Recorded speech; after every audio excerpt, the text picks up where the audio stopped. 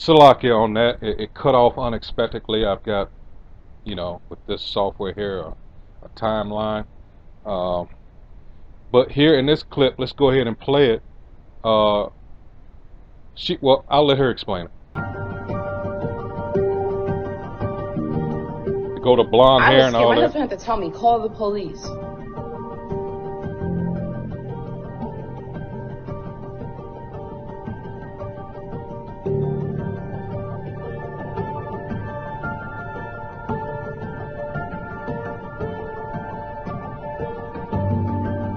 That's the truck.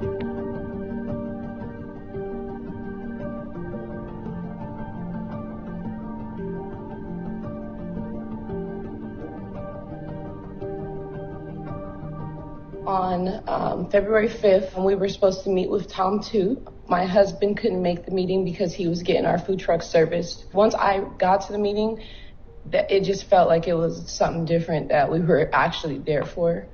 He brought an All Lives Matter shirt to me, and he was yelling at me with it, calling me racist, just making me feel very uncomfortable. I decided to just contact my... See, that's how you know this truth getting out is what's got these devils. They can't sleep. All right, all this wickedness that they've done is being exposed. All right, this just came out of nowhere. All right, she was called to a meeting, whatever he wanted to discuss, which it was all a sham. Who knows what would have happened if she hadn't called her husband and the husband wasn't there. This is why it says never trust your enemy. All right, in fact, let's get that. This is Sirach. See, he made it all sound, you know, well, I need, oh crap, let's see. How is that? Huh. This thing acts really funny sometimes. Okay, here we go. This is Sirach, or Ecclesiasticus, chapter 12, verse 10.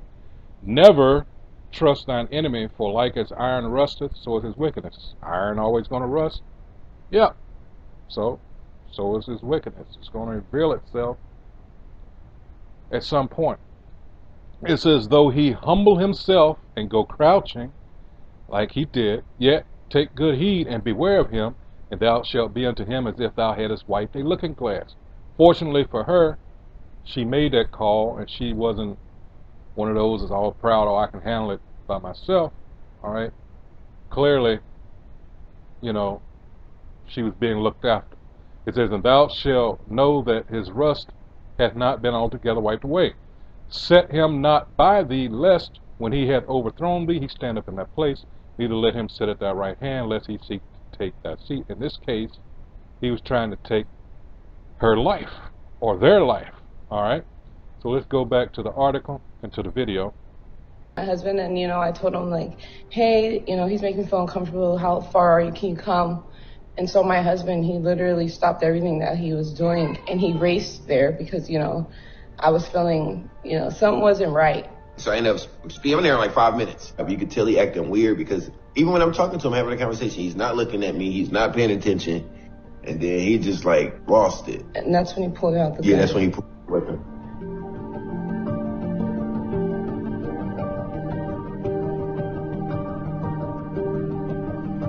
See, he wouldn't even acknowledge the husband. See, that's why we always say, for you women, all right, you got your ass on your shoulders, you got this bad attitude, all right, you don't need no man and all this. Okay, time's coming. That's why we always bring up Isaiah 4 and 1, Micah 7 and 10, and Isaiah 32, verses 9 on down. Or actually, you read from the top on that one. All right.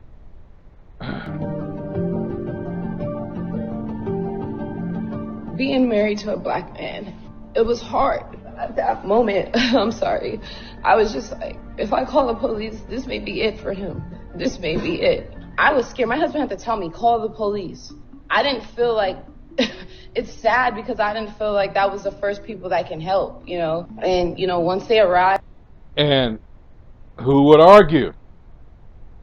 Isn't it fucked up that you've got an organization that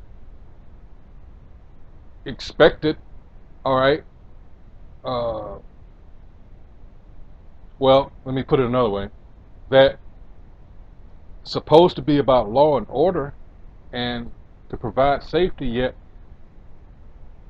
the relationship, because of the wickedness of said organization, talking about police departments, all right, that you're afraid to call them for help because you might be the one on a slab down at the morgue.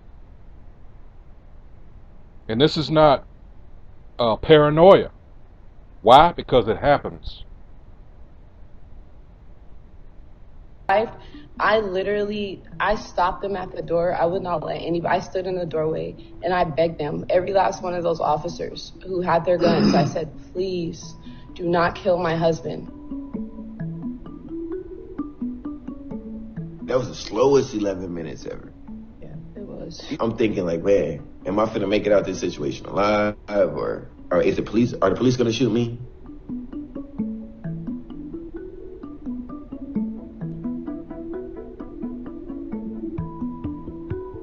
Look at those eyes.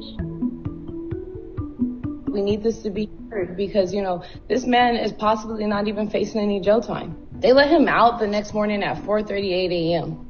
He barely did any jail time. So it's like they're basically saying like, oh yeah, he did it, but we can't prove that he was going to kill you. And I hope that the prosecutor, you know, gives him a harsher sentence, because she's literally told us out her mouth that there's a possibility that he's not facing any jail time at all. Man, this is... They didn't receive a response.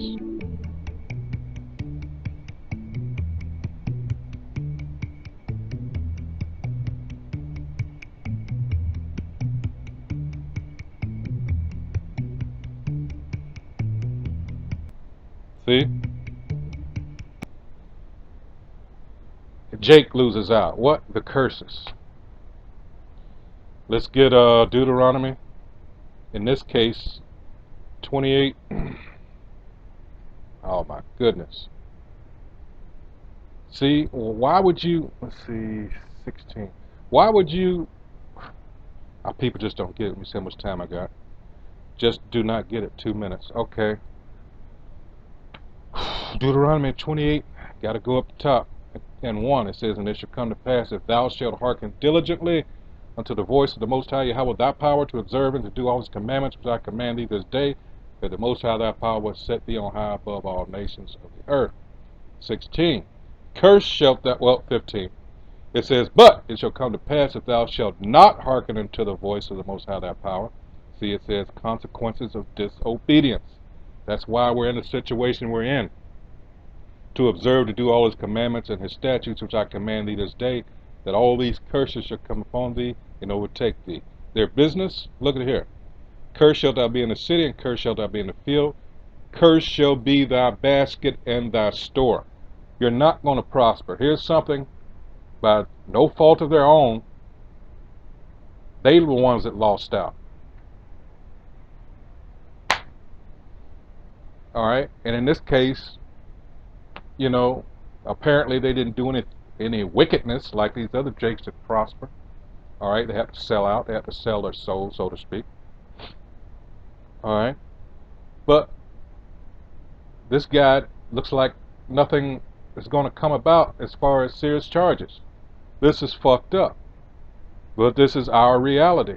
Alright, once again, I'm going to have to, you know, because I got a time limit here. This is the article. I'll post a link. I mean, we got to want to get up out of here. Isaiah 51 and 14. The captive exile hasteneth that he may be loose. We are the captive exile. Alright, so with that, hey, shalom.